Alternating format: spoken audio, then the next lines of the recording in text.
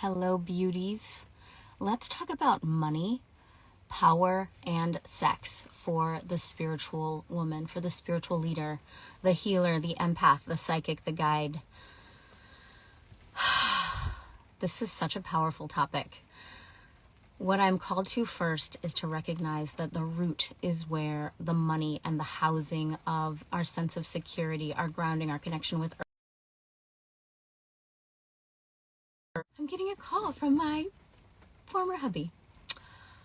Secondly, security also comes in the house of community, the sacral, which is the house of money, the holding of our resources, our connection to sustenance from Earth Mother.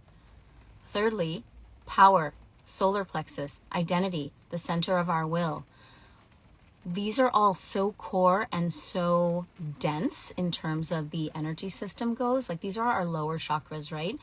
Money, power, sex. Like, there's a whole song about it. Like, this is a really big topic for women and for spiritual leaders. We are unhooking ourselves from fill in the blank, religious programming, piety codes, societal shit telling us that we have to be poor in order to be good. We have to be meek and humble and thereby not strong in order to be worthy of what? Charity, right? A lot of us are breaking out of that and claiming our desires for money, claiming our right to be here, our right to exist, our right to take up space, our right to make waves, our right to have preferences and desires, and our right to have impact, our right to leave a mark. So I'm hoping you can feel my frequency here more than even my words. This is our time to make the space for ourselves. Carve out your own safe corner, join communities that are feeding you, nourishing you, nurturing you, hearing you, resonating and resounding with you, echoing back to you who you are, building yourself up so that you can stand in your power, in your identity, right? As we root in and break the codes. So that sounds kind of beginnerish in my view, but there are levels to this. And for the more advanced leader, practitioner, we're doing that on another level. We're carving out even bigger space and saying to the universe, I get to be here at a bigger level. It's a good idea for me to take up even more space. It's a good idea for me to impact the masses. It's a good idea for me to amplify my own codes. It's a good idea for me to take up more of the resources and to make bigger decisions. So I'm here supporting us as we do this. And I do that with all these beautiful spaces we have, the Leader Circle, this Money Codes book coming through. You guys, this is such an initiation for me, this Money Codes book. It is causing me to take up more space on the forefront and be identified as a steward of wealth and resources and empowerment around money, and claiming for each other and for myself more bandwidth, really, on the airwaves, in the platforms that are telling us what they're telling us about our relationship with money, how easy it is to receive and achieve money, etc., right? But we know all of that is false. We actually get to write our own code. We actually get to script our own matrix. It's not easy because it requires us at times to break out of what we think of as good, what we think of as, acceptable. Like, for instance, check in with your desires. How many of you can catch yourself bargaining with God or minimizing your true want because we don't really need that much money or that much stuff or that many resources? I can do more with less, no big deal. And I imagine a lot of us have even taken pride in like how we can do more with less. What if you didn't have to bargain? What if you didn't have to compromise? What if you taking up more of the resources actually meant you could give more? You could be bigger in your impact. You could impact the world even better. Hold on to that. Feel into that. Hold that. Another layer of this money play that I'm finding happening is my heart is having to open more, to give more of myself, to be seen more, to share more love as a way to open greater channels, to widen my capacity for holding more money.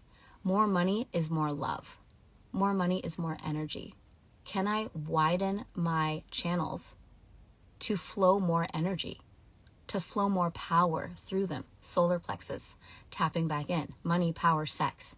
And now on the sexual note, this is a space, my space, this platform is primarily for women. And all of you initiated Sacred Brothers, you are so welcome here. I'm starting to get comments from uninitiated Sacred Brothers who are like, oh yeah, this is my favorite too. And hold your comments. You are not welcome, just so you know. This is a space for women to have protected environments to grow into our rooting, to grow into our sacral knowing, to really enhance and establish our sense of identity. We have to go first. I'm talking about leadership. We have to go first as far as reinforcing our own identity, right? It starts within, and then we get to emit a stronger frequency out. But the self-maintenance is huge. As you get more eyes on you, celebrity level leaders who are, in celebrity training with me, you know this. More eyes means more projections, more ideas, more baggage, more of other people's invisible and unspoken projections and opinions put on you, and self-limitations, like all the stuff that people are dealing with can enter your field in some way or another. So reinforcing and establishing and rooting yourself is essential. Now, as it comes to the sexual center, the sacral is our sense of community. It's a power center. Our life force energy, Dantian, resides in the sacral. Our kidneys reside in the sacral. Our creative centers reside in the sacral. Our motivating power lies in the sacral. Like, this is our most precious spiritual anatomy. And we've got to feel safe expressing our sexual energy and letting it be present. How many of you have noticed this new thing, I'm going to call it a new thing, that a lot of women are allowing themselves to do when they hug each other? When we embrace each other, we're like womb to womb now. Have you had that? Belly to belly, like shoulder to shoulder, power to power. It is so beautiful to experience these kinds of hugs with our womenkin.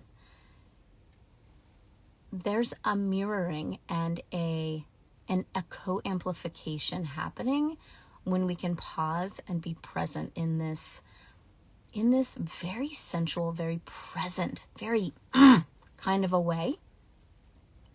And we get to remember ourselves. Like, we decapitated not our necks and our heads, but our roots way back in the day. We turned off our sexual center for protection, for piety, for religiosity, for acceptance, right? So that we didn't threaten anyone else who was in a scarcity sense around sex and affection and the availability of love. All these things, all these distortions.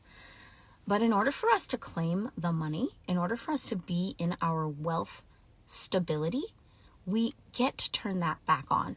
We almost have to. I don't know how many of you are doing money work and recognizing your sexual power, your sexual energy, your sexual centers turning so much higher in their energy and how much energy they're flowing through them. That's important stuff, and I want you to know I'm holding that sacred. So, Sacred Brothers, be warned. There might be more sexually explicit energy here, and it's not to be a tease. This is here for us because we are rooting in to our identity. We are connecting with ourselves. We are reinforcing our root system so that we can hold more energy, so that we can flow more money. Thank you for your hearts, sisters. I feel like I've shared the bulk of what I want to share. If you have anything else you want to share with me, DM me. I love these conversations. And if at any time you feel intrigued to be part of these safe spaces we're creating, join the Leaders Circle. It is extremely accessible. It is a wonderful community. Bring all of your spiritual awareness, questions, curiosities here. Be all of who you are. There's also a beautiful networking space in there too, where we share our wares. Hosted on WhatsApp. With love.